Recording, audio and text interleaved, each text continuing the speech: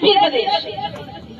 आज भील प्रदेश की इस राजधानी मानगढ़ में मैं अपने पुरखों का आह्वान करते हुए यहाँ उपस्थित सभी आदिवासी जन समुदाय का स्वागत करती हूँ और जोहार करती हूँ।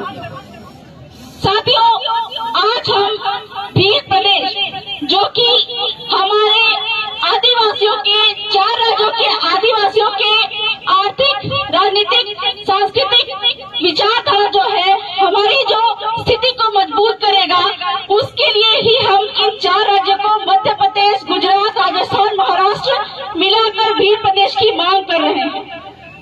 क्योंकि हमारे जो हक अधिकार है वो दूसरे लोगों की वजह से बहुत छीना गया है और ये भील प्रदेश की मांग है। अपनी बातों को शुरू करने से पहले मैं एक बात साफ साफ कह देना चाहती हूँ कि आजादी के पहले इस भील प्रदेश की मांग को भीलिस्तान की मांग कहा गया था, जो कि एक अलग देश था। लेकिन 1950 में संविधान के बनने के साथ में ही हम अलग राज्य की मांग करते हैं, जो कि संवैधानिक है। इसलिए कभी भी हम बात करते हैं, अगर भीलिस्तान की बात करते हैं, तो ये बात साफ साफ बोलना पड़ेगा कि हम अलग पृथक भील राज्य की मांग कर रहे हैं। और ये भील प्रदेश की मांग आज की नहीं है, भीलिस्तान की मांग आज की नहीं है, ये हमारे पुरखों की मांग है।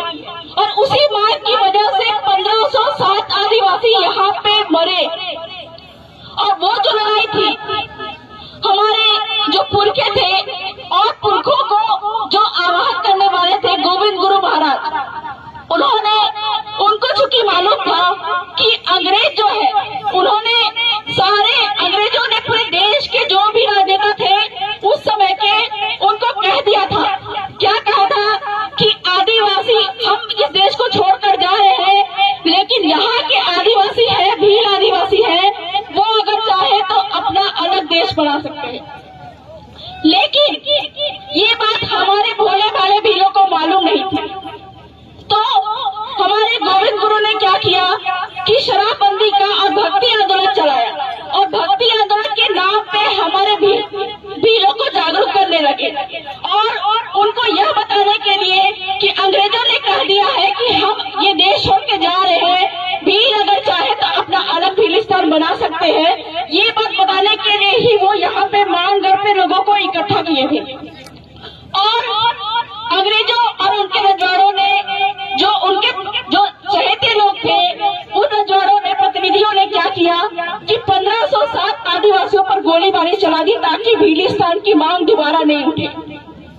लेकिन भारत की संविधान बनने के साथ में ही और हमारे आने वाले कई पुरखों के साथ में आज मैं आदिवासी परिवार का बहुत बहुत जोहार करना चाहूंगी कि उन्होंने भीलों के लिए अलग पृथक राज्य की मांग की, ताकि हमारे लोगों का जो है कहीं ना कहीं जो हमारे हक अधिकार हमको वापस मिल सके।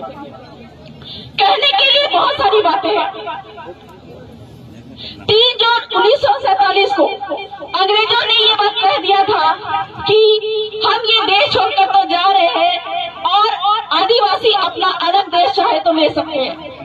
और कहने के लिए बहुत सारी बातें हैं, बहुत सारे मुद्दे हैं। वर्तमान में एक जो महत्वपूर्ण मुद्दा चल रहा है यूनिफॉर्म सिविल कोड का, और हम आदिवासी चूंकि जानते हैं कि हम आदिवासियों की अपनी अलग रीति रिवाज, बोली, भाषा, संस्कृति है, जिसकी वजह से ही हमको संविधान में एसटी का स्टेटस प्राप्त है।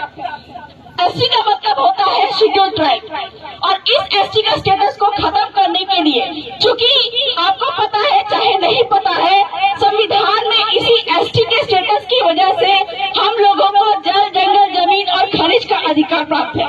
सुप्रीम कोर्ट ने अपने समता जजमेंट 1997 में, अपने लोढ़ा जजमेंट 1998 में ये बात कहा है कि आदिवासी की जमीन पे अगर कोई भी खनिज है तो उसको सिर्फ और सिर्फ आदिवासी ही निकालेगा। आपके राजस्थान का टेनेंसी एक्ट है या फिर मध्य प्रदेश का टेनेंसी एक्ट है, इनफैक्ट पूरे देश के किसी भी राज्य में टेनेंसी एक्ट और लैंड रेवेन्यू कोड है, उसमें ये बात साफ साफ लिखा हुआ है कि आदिवासी की जमीन किसी गैर आदिवासी को नहीं दी जाएगी।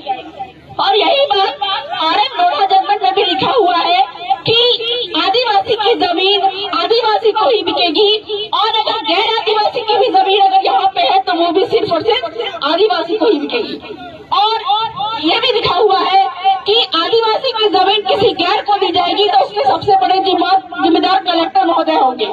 तो आदिवासियों की जमीन अगर किसी भी गैर को जाती है तो उसके सबसे बड़े जिम्मेदार कलेक्टर होते हैं।